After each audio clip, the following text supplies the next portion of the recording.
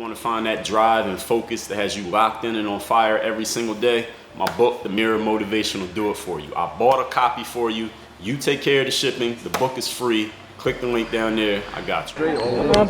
Now tuned in to the show where you learn the discipline to show up day after day to do the work, the confidence to put yourself out there boldly and authentically, and the mental toughness to continue showing up, doing the work, putting yourself out there even when the success you've expected to achieve is yet to be achieved. And on top of all this, you get a huge dose of personal initiative. That's the go-getter energy that moves any human being, even some animals, to go and make things happen instead of waiting for things to happen. We put all this together. What you get is the philosophy, the mindset, the book, the show, known as Work on Your Game. My name is Dre Baldwin, also known as Dre All Day, and welcome to the show. Today's topic is how to start quickly.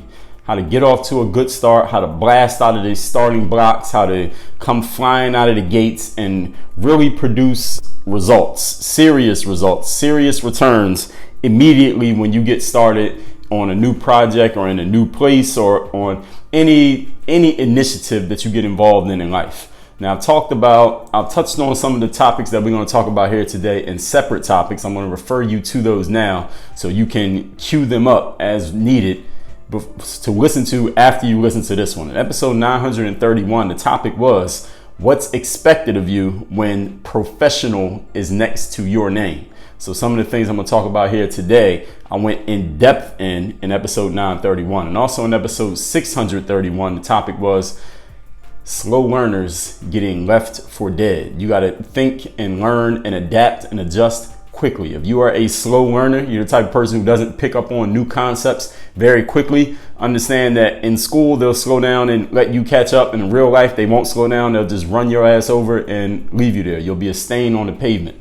So in those two episodes, I suggest you refer yourself to, and as we get deeper into this episode, you'll understand why I'm referring you to those shows. When you are in, I'm going to give you more of an explanation of why this topic is a topic. Again, the subject is how to start quickly in anything you do in life. When you are in any type of paid occupation, in other words, you are doing it as a profession, whether you're doing it on the side or you're doing it full time as your profession and money is being exchanged.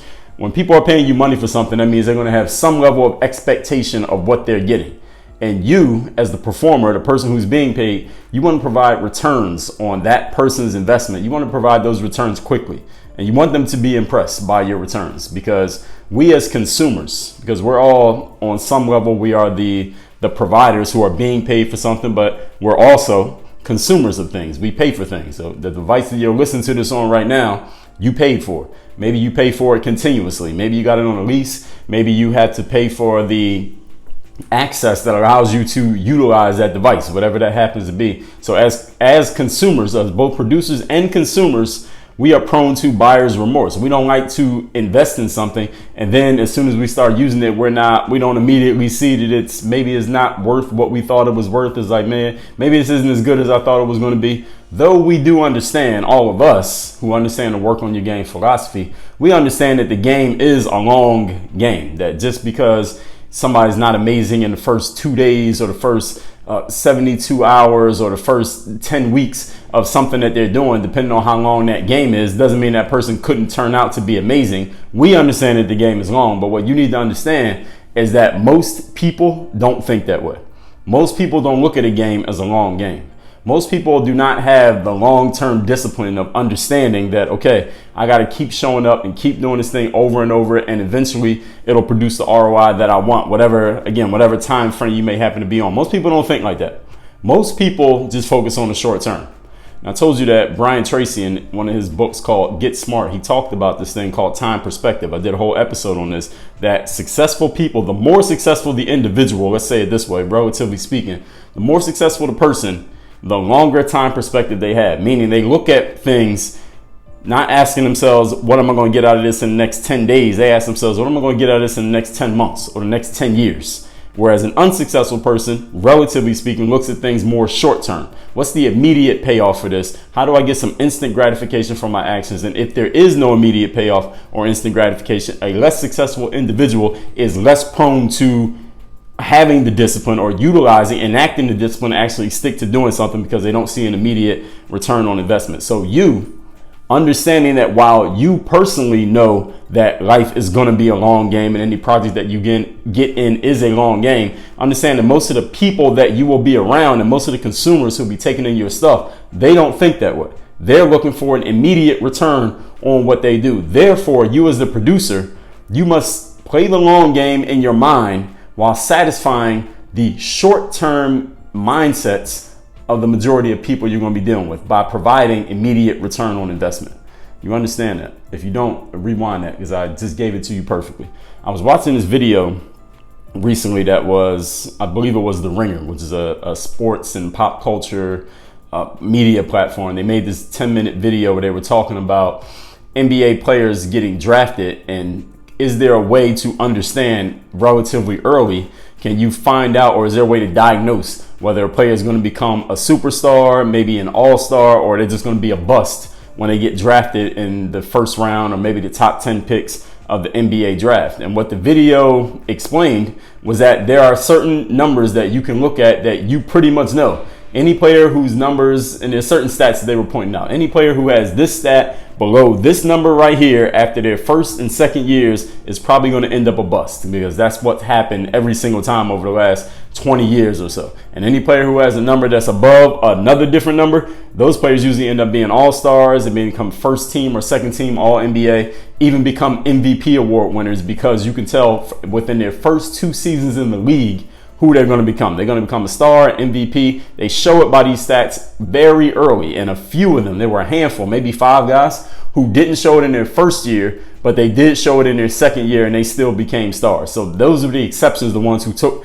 until their second year to show it, but everybody else showed it damn near immediately in their first year. Nobody, not a single player that this video and the sample size that they were using was, again, 20 years, we're talking a couple hundred players. Not a single player was unable to show that level of performance in their first 2. Any player who didn't show it in their first 2 years did not turn it around and all of a sudden become a star anytime later in their career. And again, they went back 20 years. So this is after we got to see players' entire basketball careers play out. No one was an exception to this rule. In other words, if you're not showing very early on in your career in the NBA with these particular players that you're going to be a star, you're not going to become a star. It's pretty much laid out by the statistics that they were showing it. So whatever you're going to be or expected to be, or you think you want to be one of the best in a group, or any type of field that you're getting into, any level of performance you're getting into, people, the consumers, do not have time to wait for you to catch up to speed. They have a certain level of expectation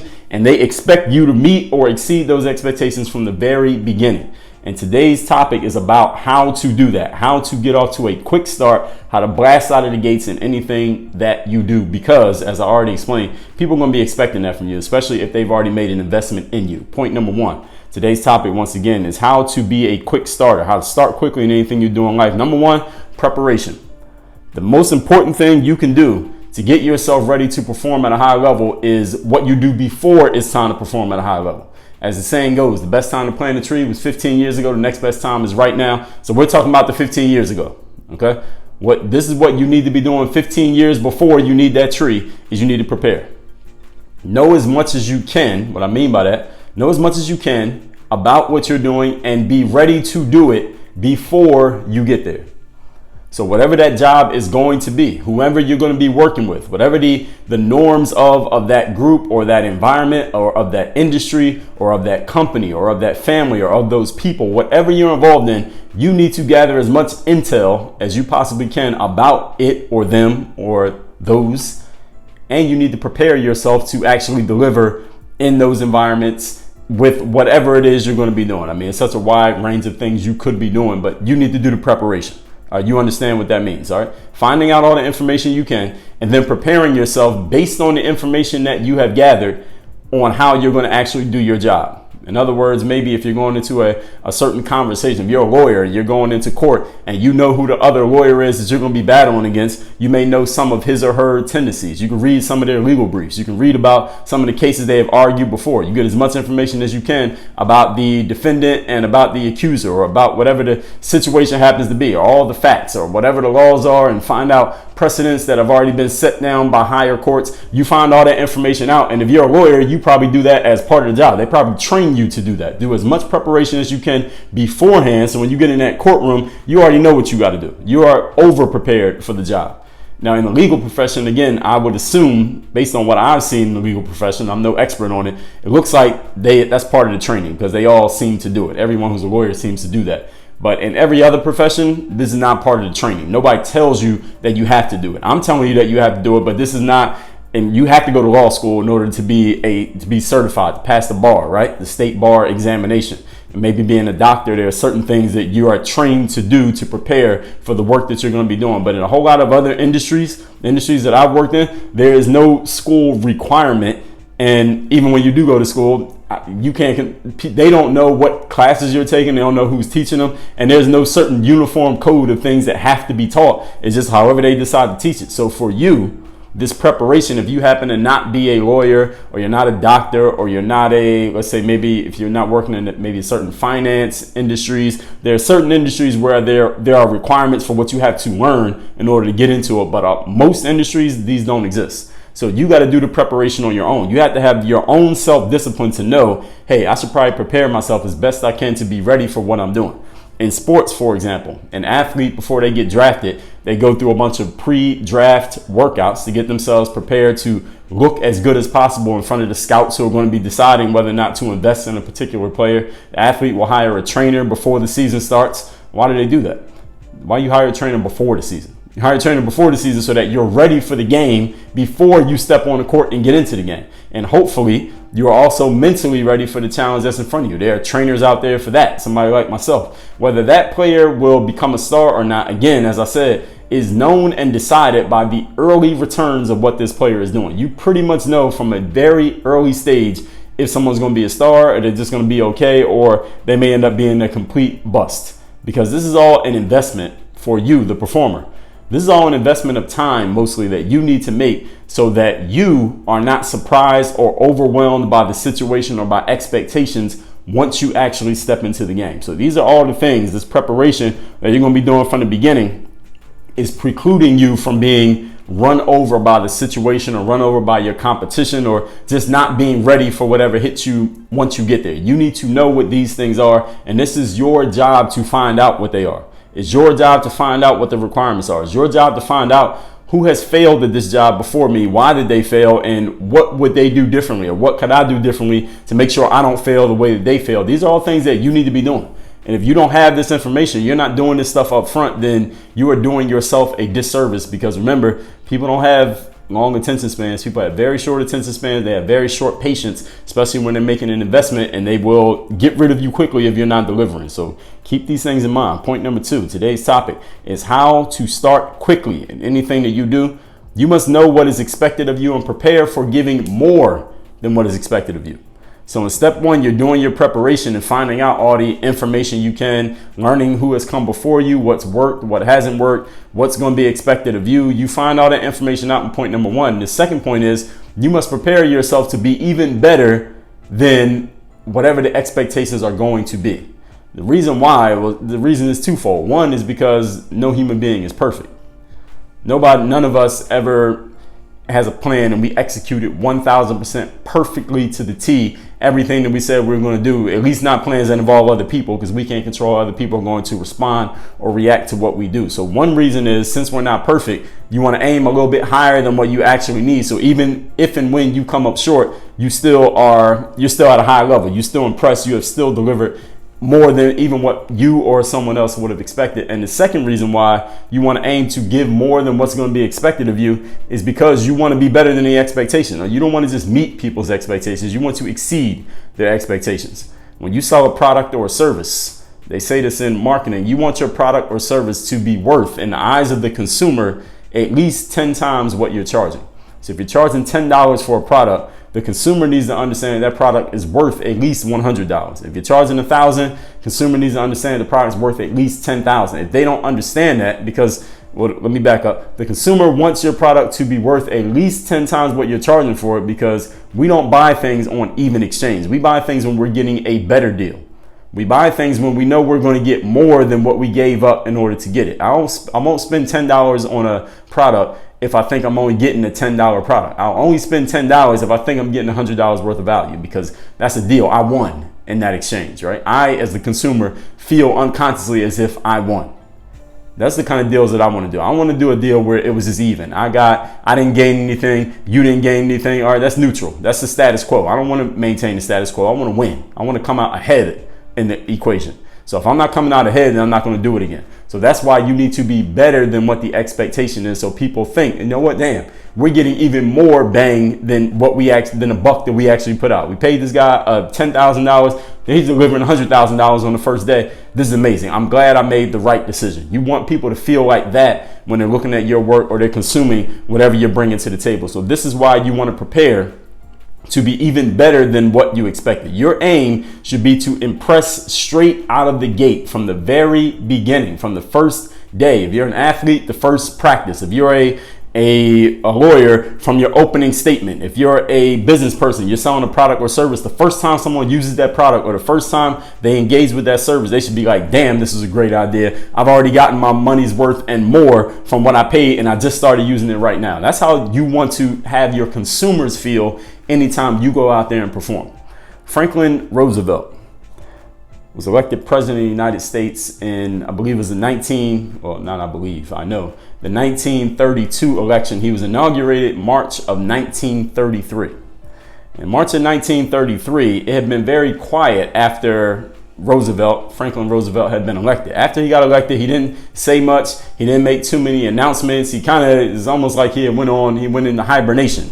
I don't think he was on vacation, but he just got quiet. He didn't make many announcements. He wasn't out doing a whole lot of press. He wasn't showing face a lot to the public, and the public was kind of worried, because if you remember this time frame, I don't know if there's anyone listening who was alive back then, but if you know what was happening during this time frame, the early 1930s, the United States of America was going through a period called the Great Depression, where people were losing their shirts financially, losing their shirts literally. A lot of people were in literal depression because they were losing everything they had worked for their entire lives. The economy was completely in the tank. If you remember the Great Recession from about 10 years ago, the Great Depression was worse than that. So the country was in really, really bad shape, and people didn't know what was going to happen. So they elected Franklin Roosevelt, hoping that this guy would be able to turn things around. But after he got elected, because everyone here understands, right, that there's an election and then the inauguration, there's a period of time in between the two. So after he got elected, Roosevelt didn't say anything, and the people got even more worried. Like, all right, is this guy going to do anything? Is this guy going to be an ineffective leader? But when he got inaugurated, which is the official start of his work, he began this period that it has forever been, is forever known, etched in stone, as the 100 days. And what happened during this 100 days period, without going deep into political talk that I'm unqualified to give to you, he introduced a whole bunch of new bills, a bunch of new initiatives, a bunch of new laws, a bunch of changes that were going to happen with the government, all coming from down on high, from the president, the highest job in the land. And what it did was it created, first of all, it jolted everybody out of their stupors. There were a lot of people in depressed stupors at that time because things hadn't been working and nothing had been getting better. So everybody's really concerned because this depression had been going on for some time. So when Roosevelt came out by enacting all of these new policies immediately in this 100-day period after his inauguration, first of all, got everybody's attention. He jolted everybody out of what Tony Robbins would call a pattern interrupt. Everyone was in this pattern of being depressed. He interrupted them out of that pattern with these changes that he was throwing out there. And what it did was create positive momentum to get people thinking, okay, maybe this guy could actually turn things around. Maybe he could actually bring an end to the Great Depression. Maybe we actually do have a reason to live. Maybe we actually will have some money again in our lives. And any of you who studies economics understands that the mindset of the people in general controls the economy just as much as the dollars and cents and the numbers and the stats. So when Roosevelt got everyone woken up out of their stupors and got them thinking with positive momentum, all of a sudden, America started to recover from that depression because the psyches of the people, again, it controls the economy just as much as the dollars and cents and the stats and the numbers. And it actually worked with Franklin Roosevelt during that 100 days period. You can look that up and read more about it yourself. There was a movie called Lean on Me. I don't know if any of you ever seen it. I forget the guy who was the main character. I didn't even look it up before I wrote it down.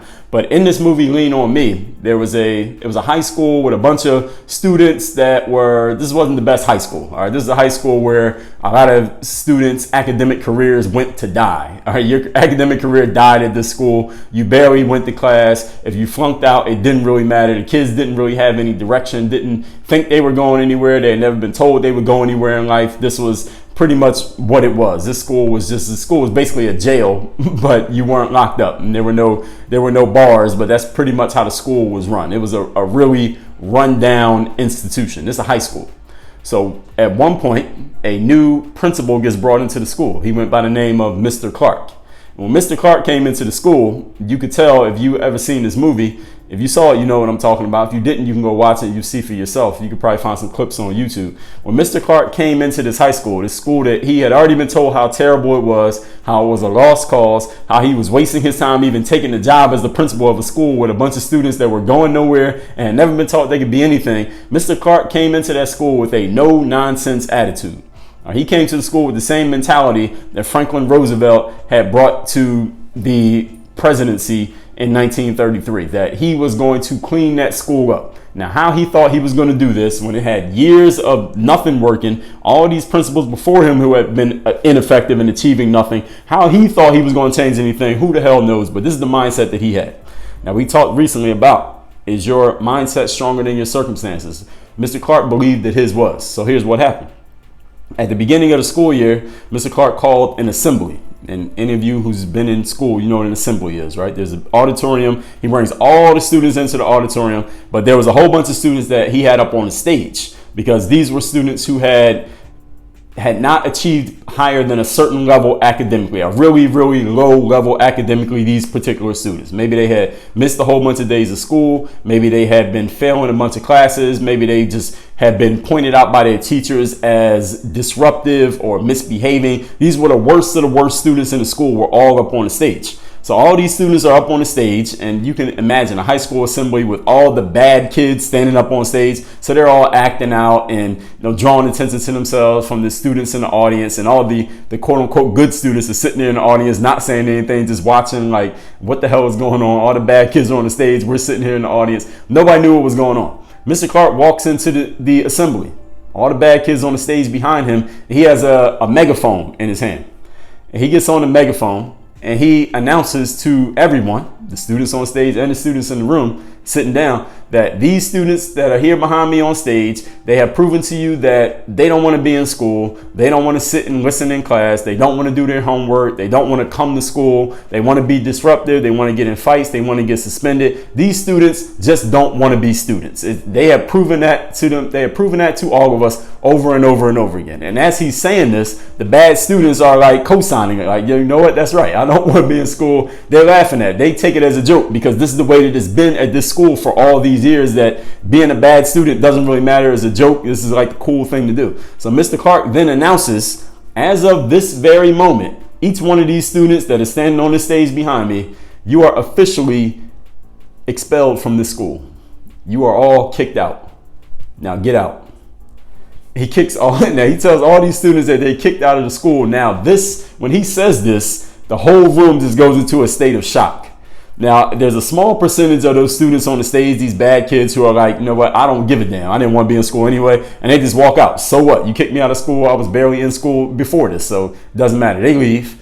Then you have a percentage of those students standing on the stage who had been being bad kids, but they weren't really bad kids. They just hadn't had any direction. So when the principal just announced that they're kicked out of school, they're like kind of like in shock. Like, wait a minute, you just kicked me out of school. I just wanted to be bad. I still wanted to be in school, but now you're kicking me out. They didn't know what to do. They were kind of nervous and scared because they just got kicked out. They didn't know what to do. Then the good students who have been sitting in the audience, they're sitting there. They sit up straight in their seats, and they're like, oh, wait a minute. All right, we come here and we actually want to learn. We come here and we actually want to go to school. We actually want to get information from the teachers, and we want to sit down in class and behave. Oh, this guy actually wants to make the school more for people like us instead of all these bad kids up here. Maybe there's some hope with me going to school here. So the whole room is in shock. The teachers are in shock. The parents, of course, they learn about this from their kids, what happened in school that day. They're in shock. Everybody's in shock over what happens here. And the whole point that I'm giving you here is Mr. Clark came in on day one and made sure everybody understood exactly where he stood and what it was going to be. And you go watch the movie to find out what happened, the rest of it. Michael Jordan, who I talked about in episode 1217, Virtual Mentors episode, he said when he came into his first training camp with the Chicago Bulls, mind you, Michael Jordan was the number 3 pick in the NBA draft. He had been the National Player of the Year in college, basically the MVP of college basketball the year before. So everyone knew how good Michael Jordan was. He had a big contract, at least relative to his teammates. Everyone knew that this guy was supposed to be the future of the team. But Michael, regardless of all that background and all of this hoopla that was surrounding him when he showed up in Chicago, he said, my intention going into my first training camp with the Chicago Bulls was to impress. I wanted everyone to understand that, first of all, even though I had this contract and I was supposed to be the hot shot rookie and I had been a star at a big college at University of North Carolina, I wasn't coming in here as if I had earned anything. I was coming in there as if I was a nobody and I was going to earn every single thing that I had. I wanted my teammates to understand that. I want the coaches to understand. I want the management to understand it. And I want everyone in this gym to say, this guy has the right stuff. He has the right energy, the right attitude, the right motivation. He's going to show up every day. He's going to work harder than everybody else. That was my mindset. Again, this is Michael talking. That was my mindset when I came into my first training camp with the Chicago Bulls. Your mindset when you come into the beginning of any work, especially when you are being paid as a professional or you are positioning yourself to get paid as a professional, you need to show your game, show out, as we say, from the very first moment, not later, the first moment. Point number 3, today's topic is how to start quickly. Here's your mindset. And if I didn't give it to you enough with those 3 examples, then I'm gonna give it to you right here. You must come to play. In sports, that's what we call it. In sports, when the team is getting their ass kicked in the first quarter of a game, the coach may call timeout, or maybe one of the fans of the team, or maybe one of the players will say to his teammates while they're getting their ass kicked, yo, did y'all come to play or not? Did y'all show up today, or are we just gonna mail it in? Nobody's gonna play in this game today. Are y'all gonna actually play, or are we just gonna get our ass kicked? We're gonna roll over. Your mindset and anything that you do is you come to play. Franklin Delano Roosevelt, he came to play. Mr. Clark and Lean On Me, he came to play. Michael Jordan, he came to play. You got to show up with a mindset that you are about to deliver in whatever it is you're doing. In sports, if a team shows up half asleep, they get hit in their mouths, not realizing that the opponent was really keyed up, ready for that match. And maybe they recover from it. Oftentimes they do not, because they're buried. Or hopefully you're on the other team, the team that did show up ready to play, and you hit the other team in the mouth, or you individually hits the opponent in the mouth, whatever it happens to be that you're doing. When skill levels are fairly equal, and this is the reason why I brought up the professional level, because at the pro level, skill levels are not, there's not a huge skill gap between one professional and another professional, at least not as there is in the amateur levels.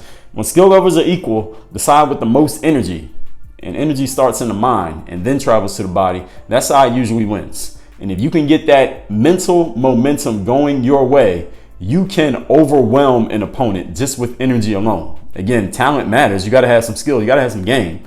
But again, at the pro level, the difference in skill from one performer to another or one team to another is relatively small, very small compared to the difference in skill at the amateur level. So once you get to the pros and there's money being thrown around, the skill levels is not going to separate you from everybody else. It's the discipline. Is the mentality, is the energy, is the focus, is coming to play.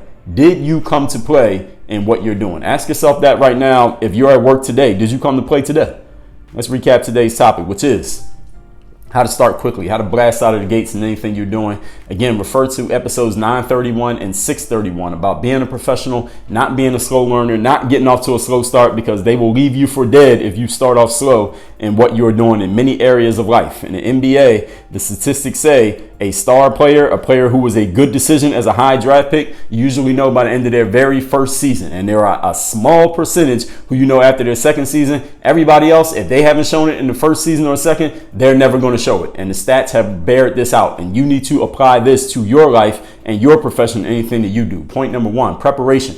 Know as much as you can and be ready to do whatever you need to do before you get there. This is why athletes train in the off season. This is why a lawyer prepares, spends hours preparing for a case before they get to the courtroom. This is the same thing you need to be doing anything that you're involved in. And hopefully you are mentally ready for that challenge in front of you. And because again, whether you are good or not, people usually decide very early whether you're good or not. We make split second instant, unconscious decisions about people in a relatively short period of time. So even though we all understand the work on your game philosophy understanders, you understand that the game is long and it's a much longer race than most people think. Most people don't think that way. Most people are thinking in short terms, instant gratification. They think of a sprint while you're running a marathon. You need to show off in that first mile so you keep people thinking that they made the right decision. Point number 2, know what's expected of you and prepare to give even more than what's expected. This requires a high level of confidence and energy, because nobody's perfect. So since we may fall short, you want your aims to be high enough that even if you come up short of them, you still achieve at a super high level. And you want to impress people out of the gate. Everybody needs to know that you're an impact performer from the first day. FDR 1933, the 100 days, read up on it. Lean on me. Mr. Clark kicked all the bad kids out of school. Let them know that he was not playing around. Michael Jordan, his first training camp, even though he was already highly heralded, he said, I wanted to prove that I was the best guy. I wanted to prove that they made the right decision. I came in there as if I had achieved absolutely nothing and I wanted to earn everything that I had and make sure everybody understood that I was there to earn it. I wasn't there to have it handed to me. Point number 3, your mindset is you came to play. You came to deliver. In sports, if a team shows up half asleep, they get hit in the mouth because they didn't realize that the other team is really ready to go. Oftentimes this happens when a team is complacent, maybe because you've already had success in the past and you didn't realize you got to keep earning that success every time. When skill levels are fairly equal, which they are at the professional level, the side with the most energy, what starts in the mind, usually is the one that wins. And you can get that momentum going your way. You can overwhelm an opponent and defeat them, beat them into submission, but you got to be ready to start quick from the very beginning in every single thing that you do. And not just when you first start, but over and over and over again, you need to be able to do this because you can use that momentum against any opponent or circumstance in life. Work on your game. Dre all day.